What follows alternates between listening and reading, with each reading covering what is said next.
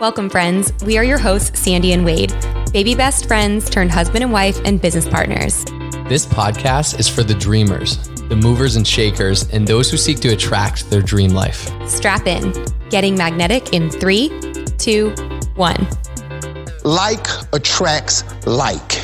If you see it in your mind, you can hold it in your hand. You just decide what it's going to be, who you're going to be, how you're going to do it. And then from that point, the universe is going to get out your way. This moment in time, this is your time to rise. Have you ever heard of The Slight Edge? Sandy and I started a book club actually on this book, The Slight Edge by Jeff Olson. And we're literally only like 4 chapters in, maybe 50 pages, but it is a game-changing concept because there's so many things out there, right? There's so many different ways, especially with it. We're in the information age and you're online, you're on social media. There's all these different ways you think. There's a million ways to be successful, right? There's all these strategies and tools and tips and tricks and all the things. But reading this book, realizing the slight edge is at the foundation of it all. Like this principle, if you apply this principle, you will be successful. Like no matter what, it becomes inevitable. It's just a matter of time. I'm going to read the opening paragraph on like what the slight edge is. But the slight edge is a way of thinking, a way of processing information that enables you to make the daily choices that will lead you to the success and happiness you desire. Learn why some people make dream after dream come true, while others just continue dreaming and spend their lives building dreams for someone else. The slight edge is not just another self-help tool for traveling the path to success. It is the doorway to creating powerful results in any area of your life by using tools you already hold within you. When you think of the slight edge, like what do you think of? What is that concept to you? Okay, first of all, I love this concept because it's so simple and it's very basic. Like I'm always about going back to the basics. This is common knowledge. Like this is something everyone knows and it's so easy to do, but it's also so easy not to do. And I was actually just on the phone with a girlfriend talking about when people say like, oh, you're just lucky or like you get everything you want. And it's like, no, actually, I work for everything that I want. Like every dream that has come true in my life is a physical manifestation of the intentionality and hard work and consistent compounding effect day after day of the little things that have added up together to add up to, what my life looks like. And so when I think of the slight edge, to me, it's the little habits that are so simple, but doing them every single day. Like it's, maybe waking up at the same time every day or making your bed every day or taking your morning supplements or vitamins, or it's like these are just tiny little examples. Maybe it's reading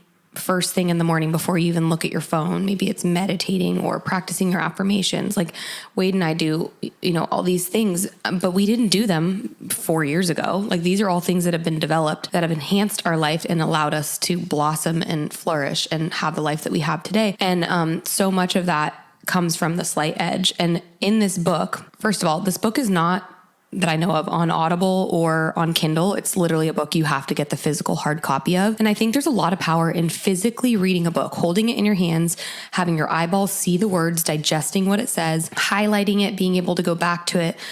So grab yourself this book. Like I really think it's a game changer. But something he talks about, I can't remember if it was chapter 2 or 3, was doubling your rate of failure.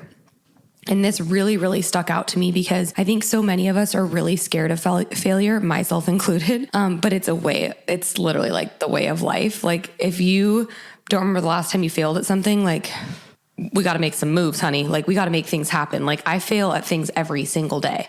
And it's continuously just like falling in love with that process and knowing it's kind of like, who was it? Was it Thomas Edison? That said, I haven't failed. I just found 10,000 ways that don't work. Mm-hmm. Like that is such a positive perspective. Oh yeah. I know you hear that. I hear that a lot in listening to different entrepreneurs and successful entrepreneurs. I hear that I've heard that concept a lot lately, like just double your rate of failure, like be accustomed to failure. And failure, a successful entrepreneur doesn't look at it as failure. It's just like, right, like Thomas Edison, another way that didn't work. What did I learn from that? Where can I adjust, pivot to get me closer to where I want to go? But yeah, I couldn't agree more. The slight edge, the concept to me, I think it's really the key to sustained success, to long-term success over time. Because I think what we see this day and age, we're in an era of social media and Instagram and TikTok and microwave success and 15 minutes of fame and one-hit wonders. And we see all these things where there's a TikTok star, a YouTube star, or a band that has a hit on the radio, and all of a sudden they're everywhere. And we think that, like, oh my gosh, like Sandy said, they're lucky break.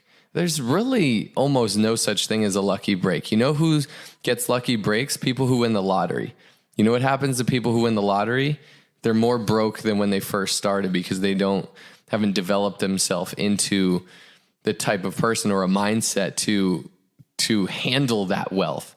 So people who get lucky breaks don't have sustained success. They have very short term.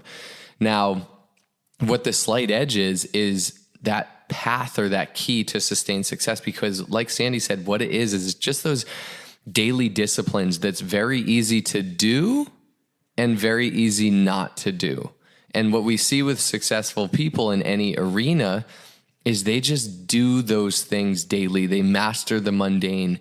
They are willing to do what 99% of people aren't willing to do. And what that really is stay consistent. We go to the gym or we start our New Year's resolutions. And if we don't see results in the first 2 weeks or 30 days or 90 days, it didn't work for me. Or that new business or whatever it is, it didn't work for me.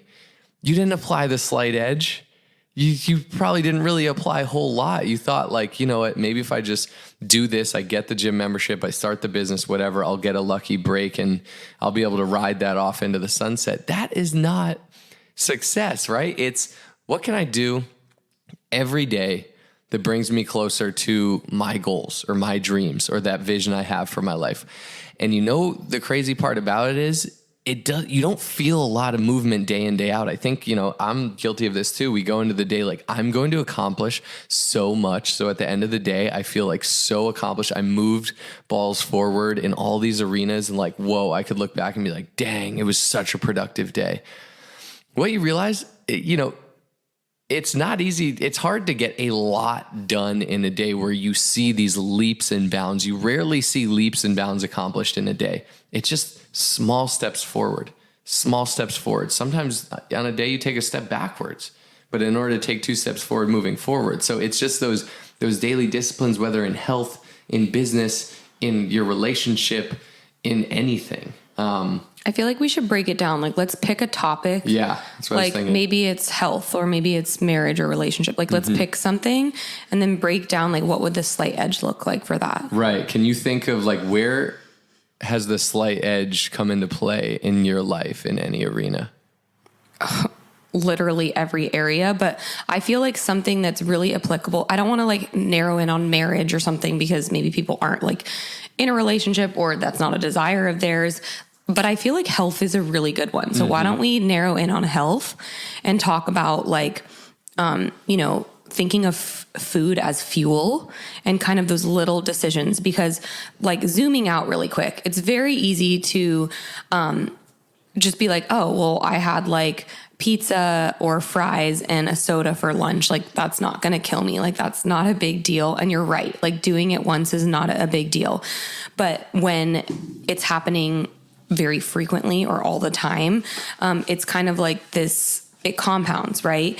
And the same way in the opposite, if you have one salad once, like you're not going to feel like a boost in energy and a boost in, I mean, maybe you will, but you're not going to like suddenly have all your health in alignment and be thriving from that one thing. It's kind of like the compounding effect of those decisions adding up.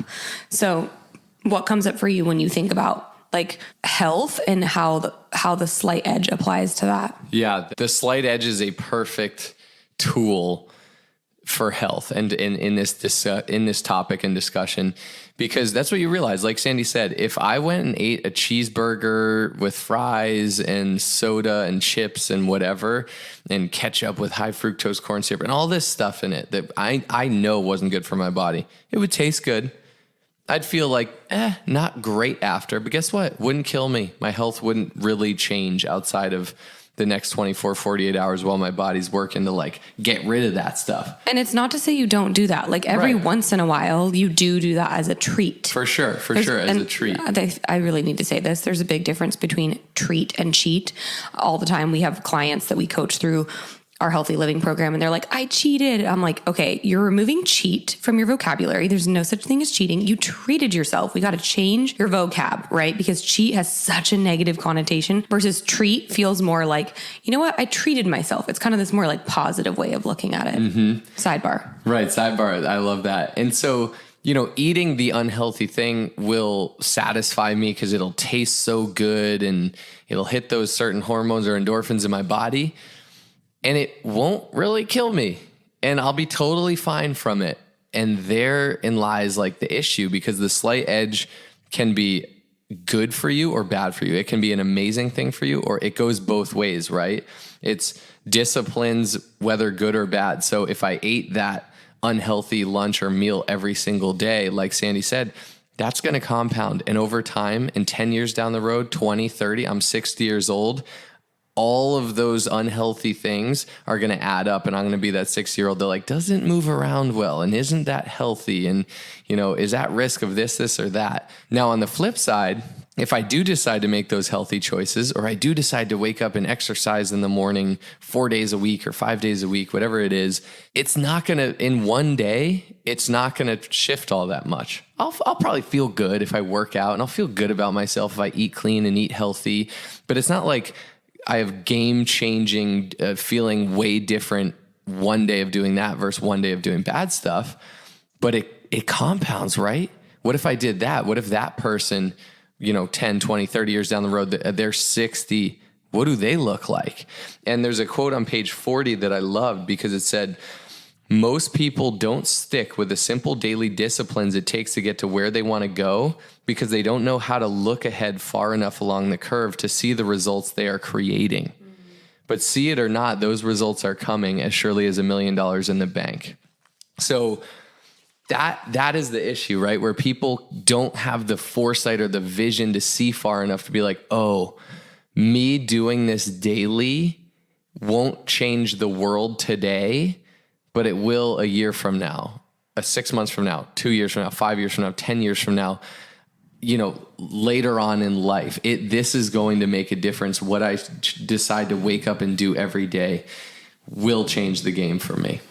It's about that long-term vision, right? Mm-hmm. And it's thinking, working backwards from that. Like if you want to accomplish, like since we're talking about health, let's say you want to lose X amount of weight, or you want to improve your health so that you have better sleep, or so that you have better skin, or so that you have better energy, or so that whatever it might be. It's working backwards from, okay, if I want to have XYZ by this time, 3 months from now, 6 months from now, what do I need to do monthly, weekly, daily, per meal? Like literally breaking down not just to what you eat, but how active you are, the amount of water you drink, your sleep cycles. Like what are the daily decisions that I need to be making to make sure that in 3 months from now, 6 months from now, XYZ has been accomplished? Right. Yeah, it's right. Breaking it down to the day. Okay. I need to drink more water. Maybe I'll have 100 ounces or a gallon of water. I need to start my day with water. I'll start my day with, Sandy and I do our greens shot. We get greens in and probiotics in the morning. Start my day with something healthy. Maybe my breakfast I'll get protein or whole foods or a protein shake in or something like that. I'll skip the chips or donuts or whatever, or the unhealthy stuff. Okay, daily, like I'll go on the walk. I'll go to the gym or do the exercise, do the spin class, whatever it is. And those things will add up. And the more of those positive, good decisions you make, it's going to add up. But like Sandy said, or like we've been talking about, you need to have that long-term vision. I work out and I eat healthy to feel good today, to look good today. Now I know just today's work is really for down the road. It's for tomorrow. It's for next week, next month, next year. Where I'm at today in my health and my physical body is from years prior, is from the past 30 days, 90 days, a year prior, 2 years prior, a lifetime prior. So where I'm going to be out in the future, a lot of why we commit to our health is for the long term. Like, I want to be that parent who's vital and be able to play with their kids at any age, or grandparent that can play with their kids or be active. Like, that is a big part of our health and why we do what we do. It's not just about today. So the slight edge, I realize the slight edge is like, okay, I got to stay committed to my exercise routine. I got to stay committed to my body and treating it right and fueling it. Like Sandy said, I still have treats. I'm going to go out for beers and get pizza and donuts sometimes too. And like, that's what life's about. It's a balance, right? But it's more often than not, am I taking those positive, good steps towards what I want, that compelling vision of my future I want, that vital 60-year-old with a six-pack paddleboarding and surfing and whatever? Or if I make the wrong decisions, like, is that vision going to come to life? I don't know. And thinking about health, something that comes up for me, I will always remember this. It left like a scar on my heart. I was 16 years old and I went to 24 Hour Fitness to meet with one of the like nutritionists, like personal trainers. And they measured me and I was like 16 years old. I don't know, maybe like 110 pounds or something. I ran track and field. And he measured everything and he was like, have you ever heard of skinny fat? And I was like, no. And he's like, you're skinny fat. And I'm like, what is that? And he's like, well, from the outside, you look skinny, like you look, fit, but these numbers are terrible. And then he went through like my, what was it, BMI or all these like indexes that I feel like don't totally matter or like really make sense. And of course it was like, for $500, you can get personal trained for 2 months or whatever it was. But that was like the first time I felt, not the first time, but I remember that being a distinct moment of being like, wow, like I thought, with running track and stuff and like our family's pretty healthy, like that I was in a good place, but I've just been told by a professional that I'm skinny fat. Telling a 16-year-old that they're skinny fat is not a good idea. No, teenage girl, that's not a good idea. No. So it kind of like snowballed this whole thing for years.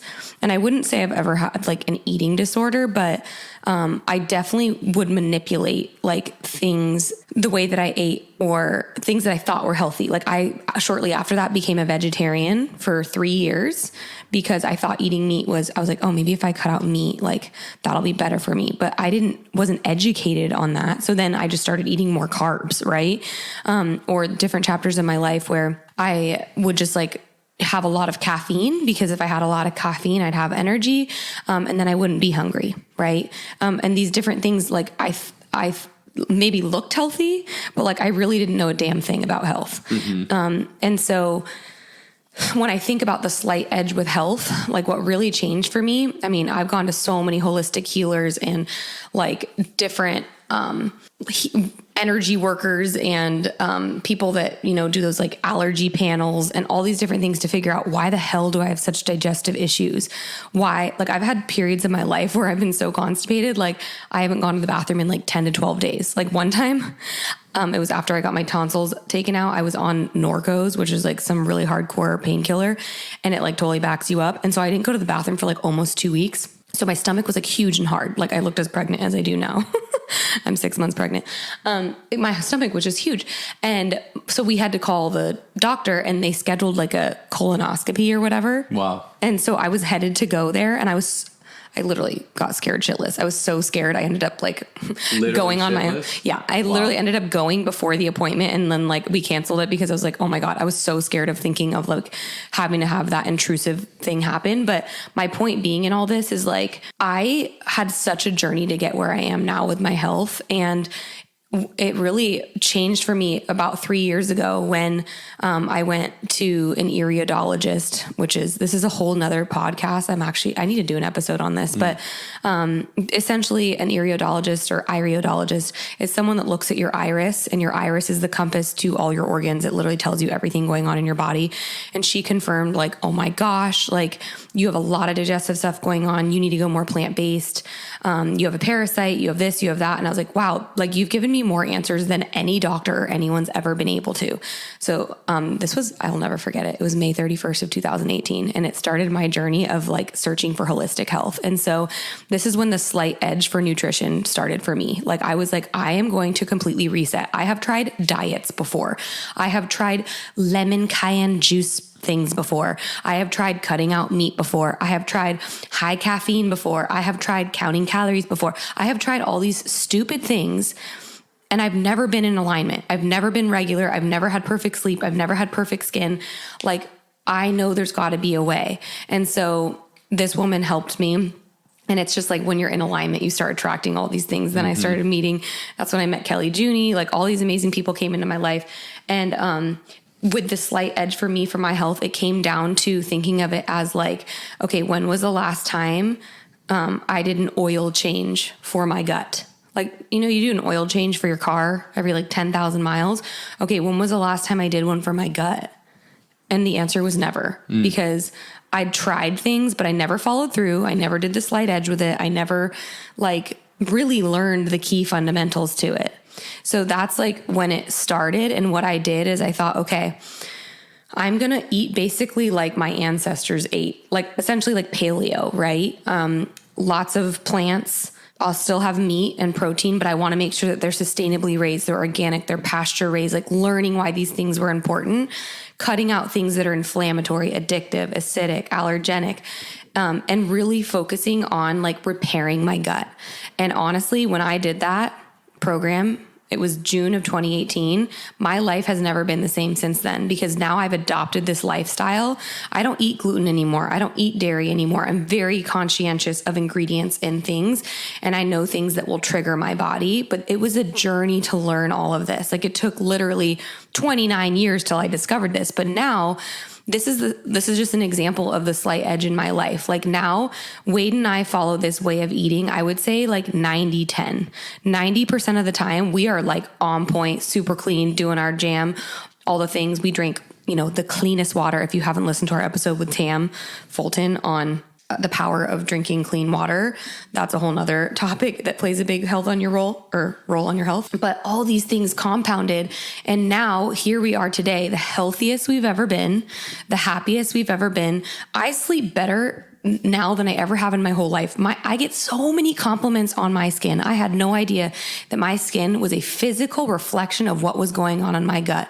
For years, when I had rashes or eczema or unidentifiable whatever blemishes all over my neck and arms and face, I didn't know that was because of the foods that I was eating and the ingredients that I was letting in my body. So you can see how this very simple thing of literally mastering one area of your life, like nutrition, can compound and literally turn into something so much bigger. I think that story, your story in your health journey, is a perfect microcosm, an example of the slight edge in practice, because what most people hear and see and want to do and are compelled to do, Sandy's a great storyteller. So when she tells this story, her story, where most people's mind go is, I need that iridologist number, because there's someone out there who has the answer for me. And so that professionals are helpful. Like, this iridologist was helpful, but it more opened up Sandy's eyes and like gave her some answers, but just answers. There's no magic pill handed to you. It's not like, oh my gosh, if I go to the professional, the acupuncturist or the iridologist, like, I'm going to get the answer and she's going to give me a magic pill and I'm going to start taking it and I'm going to be healthy. That's not it.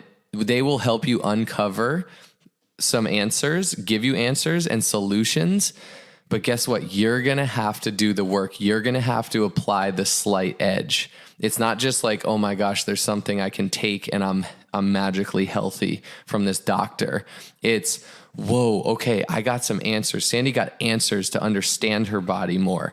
Then it was up to her. It was on her to apply the slight edge, okay, maybe I have to supplement these things. Maybe I should be doing this. Okay, I have to stay away from gluten, dairy, certain things I'm allergic to.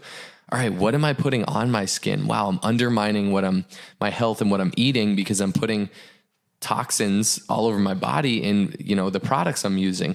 Whatever it was, she had to apply the slight edge. People hear that story. I see it so often, and they think going to the iridologist will solve their problems. It's the discipline that comes after that. Exactly. That is the start. That is the catalyst, right? Where it's like the inspiration. But then you have to be like, Sandy, and take it and run with it and apply it. And no one is going to do it for you. No one's going to build the business for you. No one's going to get healthy for you.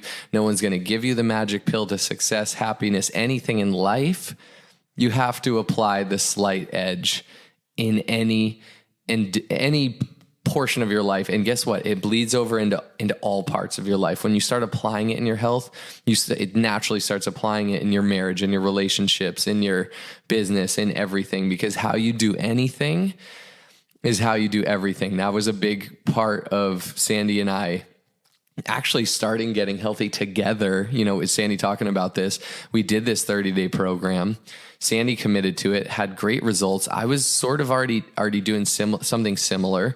She asked me to do it with her. We agreed, okay, let's do it. She said, but if you do this, like, we're going all in 100%. And I said, okay, well, how about if one person doesn't go all in, like strict on it, if they quote unquote cheat or treat themselves, the other gets to shave an eyebrow off. So we had that accountability, and it just came back to how you do anything is how you do everything. When you can commit to yourself, commit to your health, guess what? You're going to commit to your family, commit to your relationships, commit to your business. You're going to start taking those daily disciplines more seriously in every area of your life, and you're going to see your life change. Not tomorrow, not next week, but 90 days, 6 months, a year, 5 years from now, 10 years from now, you're going to see the fruits, the results of the slight edge. And you're going to I'm willing to bet you're going to have a beautiful life. Yeah, we kept our eyebrows intact. Yep, I was did. not going to risk that. But the cool thing is, maybe the first week or so of trying something new like this, and even, maybe it's not in your health, maybe you're going to use a slight edge on a different area of your life. But at first it's kind of like, wow, this is a lot of changes or things to manage or things to remember to do, or this is very different than I was living my life. Like before it was chaotic or like anything goes, and now it's like more structured. So there is a little bit of an adjustment period, but once you get down a routine, it's like, how did I ever live before this? Like, why was I choosing craziness when I could choose structure, and when I could choose something that's easy to like plug and play? And yeah. So I would just say, like, it's never too late to start. Like, if you're listening to this and you are that 60-year-old that has been eating those cheeseburgers and fries and soda your whole life, like, it's not too late to change it. It's okay for that you've lived that way previously, and you can still make changes today, starting now, and put the slight edge into effect to turn things around. So don't feel like, oh, I have to throw in the towel, like there it goes. Like, no, you can, no matter what stage of life you're in, no matter what area you're wanting to focus on or level up in, you can apply the slight edge too. I love it. Oh, such an empowering. Sandy's so right. Like, your life can change the day you decide. No matter how old you are, it's never too late. It's never too late to start the slight edge. It's just about starting, and your life will look different. So, question to you, the listener: where can you start applying the slight edge in your life? And my goal for you, or focus for you, is not to like have this huge thing every day, like commit to this thing that is, you could do tomorrow, you could do the next day, but a week from now, you'll probably stop it. Where can you apply the slight edge in your health, in your business, in your relationships, in whatever area it is? Decide for the next 7 days, let's say, something you're going to do, something not big. Maybe it's drink 10 glasses of water. Something you're going to do. That's kind of big. That's kind of big. 8 glasses, whatever it is. Something that you know is achievable, that 7 days from now, you know you will still be able to do. Commit to something. And actually, let's make this fun. Post, if you got value out of this episode, will you reshare it on social media and tell us what you're committing to do for the next 7 days? Because the slight edge, you'll see when you start to develop that, like, all right, I'm going to wake up earlier. I'm going to read 10 pages in the morning, or I'm going to meditate in the morning, or whatever it is. I'm going to listen to a Getting Magnetic episode every day. Oh, or that. So would love for you to tag us and share on social media and share with us what you're committing to doing, because we're in this with you. We're on this journey with you. And as always, if you got value out of today's episode, will you share it with a friend? Tag us on social. Will you go rate and subscribe it on Apple Podcasts? And we are so grateful for you. I think that's all we got today. That's all we got. I do want to say, if there's ever a topic you want us to talk about, we are an open book. Like, you can email us, you can message us on social media. There's a form you can fill out on our website, sandyandwade.com. There's so many ways to get a hold of us, and we read all of our messages and we respond to all of them. So we will absolutely hear what you are saying, and we want to make sure this is continuing to serve you and add value. So if there's something you want us to focus on, send it on over. Only those that can see the invisible can do the impossible. So remember, you are magnetic.